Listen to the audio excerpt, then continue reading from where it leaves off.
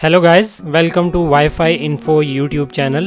In today's video, I will show you how to connect Windows 11 to a hidden Wi-Fi network. It is a very easy and simple process.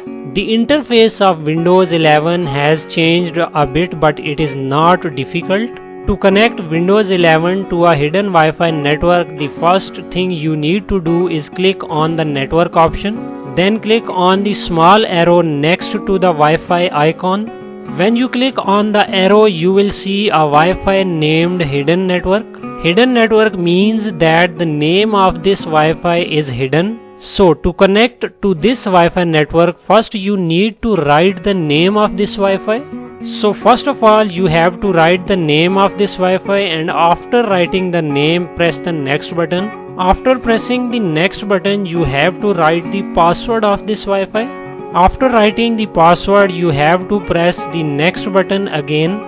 So when you press the next button here, Windows 11 will be connected to this Wi-Fi. So this is a very simple method by which you can connect Windows 11 to a hidden Wi-Fi network.